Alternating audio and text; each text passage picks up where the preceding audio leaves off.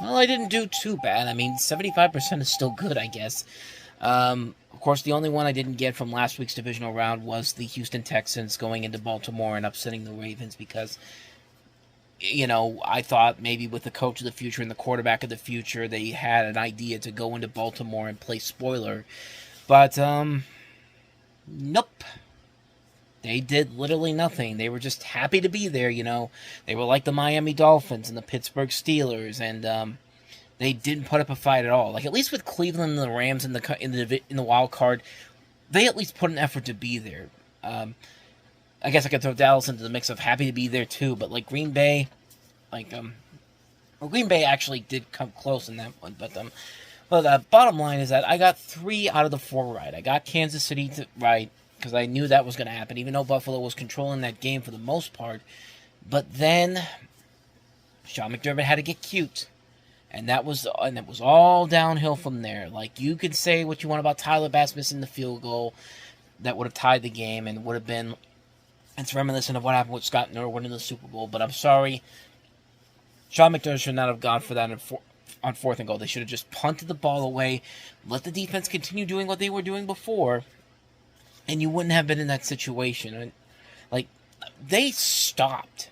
The Bills' offense just stopped at that point. Like, they thought that if we could just get it to overtime, because that's what everyone wants to see, they want this game to continue. Like, no, you want to go in there and beat Kansas City. Like, you want to go in there, and the way that game ended, that's something that can kill a franchise so easily. And all that momentum Buffalo had the last couple of years is just down the toilet because they can't get past the divisional round because they had everything they wanted. They got the second position. They got over Kansas City.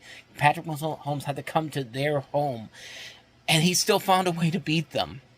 Like, yeah, I was not surprised Kansas City won that one. I knew that was going to happen.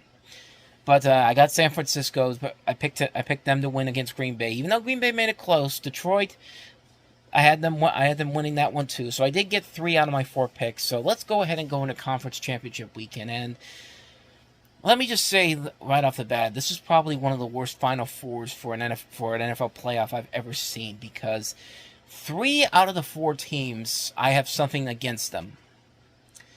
It's like San Francisco 49ers. I'm still not of the belief that Brock Purdy is the future of the franchise. I mean, he's the weak link of that 49ers team. Everybody else on that 49ers team is stacked, but he's the one thing on that team that is not good. Like, you need a real quarterback there, not a guy that you want to try to create a story because, oh, he was Mr. Irrelevant and, he took his team to the playoffs the last 2 seasons. He didn't take his team to the last 2 playoffs. Christian McCaffrey took the team to the playoffs. Deebo Samuel took that team to the playoffs. The defense for the 49ers took that team to the playoffs and took them to this point. Brock Purdy did not do that. Like, I'm sorry.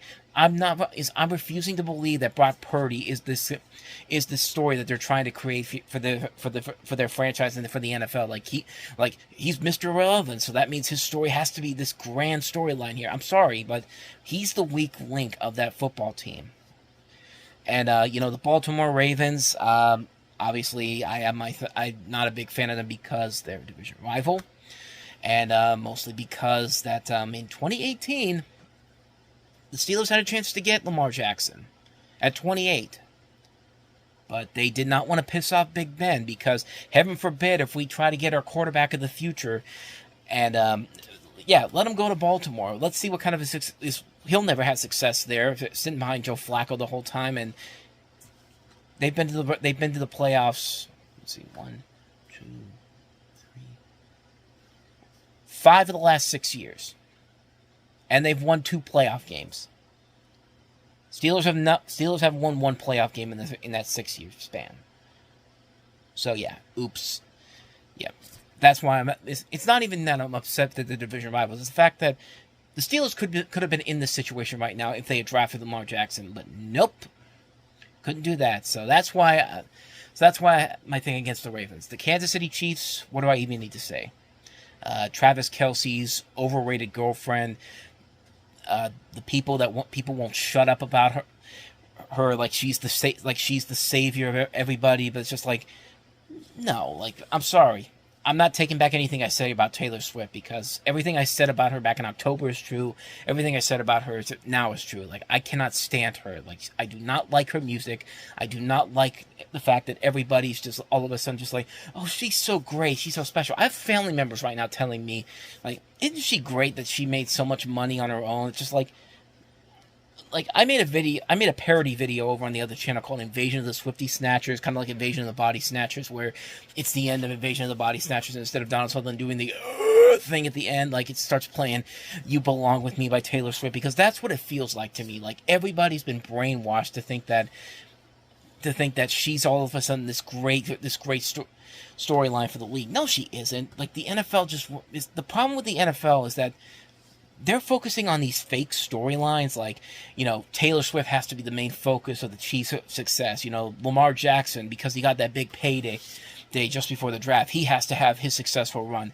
We have to keep pretending that Brock Purdy's story of Mr. Irrelevant is going to lead him to a Super Bowl championship. It's just like, you know what the best story of this entire championship weekend coming up should be? The Detroit Lions. Dan Campbell comes in a couple years ago and turns this team from one of the worst teams in the league to one of the best teams in the league within 3 years. And he did it the right way. He slowly but surely drafted good talent. They started winning more and more. They started winning games. They started to come together more. Turn the city around. Like, you should have heard. Like, if you saw the two champion playoff games, Detroit went crazy for it. It's something that they haven't had in a long, long time. And going into, it's no one expected them to be there. They should be in they're going into San Francisco, obviously as the underdog. But you know what? I want them to make the Super Bowl. I think that's the one thing that will make this Super Bowl tolerable, is the fact that they made it in there and they have a chance to win their first title in franchise history. I think that would be a great story. I think if they go in there and be whoever the AFC champion is going to be, I feel like that should be that would make this entire season somewhat salvageable, because the one team that's never won a Super Bowl or had the chance to lift the Lombardi Trophy had the chance to do just that. But we all know where this is going, and with these predictions, they can go. I've made a lot of predictions over the last almost 10 years when it comes to who the Super Bowl teams are going to be. Like, there's been a couple of years where I've gotten it right, but then there's times where I pick the opposites. Like, the first time I ever made predictions, it was 2014, and I thought it was going to be Indianapolis at Green Bay, and then, of course, it was New England and Seattle. I got Denver and Carolina the next year, and then I thought it was Pittsburgh and Green Bay the next year, but it was New England and Atlanta. I think I had 2017. I think I might have had Jacksonville and Philadelphia, if I'm not mistaken, but got Philadelphia right, but New England won that. I had the Saints and the Chiefs I had the Rams and the Chiefs because I thought that the NFL wanted a repeat of what was then considered the greatest game of all time at that point in 2018. I had Kansas City and Green Bay in 2019. I had Tampa. I got 2020 right. Tampa Bay and Kansas City. 2021, I had Kansas City and the Rams, but I think I got obviously Cincinnati won that one, and then last year I got that one right with Kansas City and Philadelphia. But there is another element to this that really needs to come into play here, and that is the logo conspiracy. That if you've heard if you don't know about this, it's that the Super Bowl logos for the last couple of years have been very reminiscent of the teams that eventually make it to the Super Bowl. Now let me show you what I mean with this image I have here. Let me see if I can grab it for you. Obviously, Cincinnati and Los Angeles was in Super Bowl 56, and as you can tell, their colors, the Bengals orange and the Rams yellow, is in the logo there. And then Philadelphia and Kansas City. Kansas City's red is in there. Philadelphia's colors are there as well. So now we come to Super Bowl 58, and as you can see, San Francisco's colors, Baltimore's colors, or Kansas City's colors. Whichever way you want to look at it, but yeah, I've got a feeling that this logo conspiracy will continue on, because as much as I want to give an honest pick of who I think is going to make it to the Super Bowl, I just have this feeling it's going to be that. I think it's going to be the Baltimore Ravens and the San Francisco 49ers, and it's going to be one of those, and I'm saying it's going to be one of the worst Super Bowls because the last time these two teams met on Christmas Day, it was a mess. The 49ers didn't even show up. Ravens took over, and it was one of the most boring games of the season. I mean, I'm sorry, but like, there's nothing fun with watching a team like the Baltimore Ravens going into San Francisco and just completely blowing them out while the 49ers have no idea what to do. And if that's the Super Bowl this year, then this is going to be terrible. This is going to be one of the worst Super Bowls ever.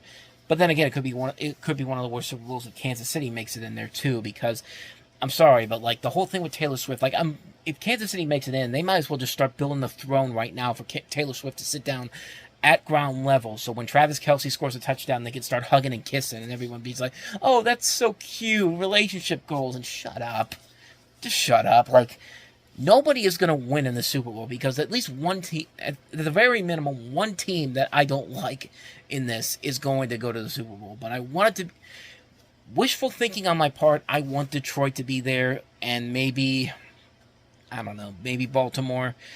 But then again, I think Detroit fans will get nightmares of Justin Tucker kicking a game-winning field goal of 60-plus yards as they did the last two times they played them.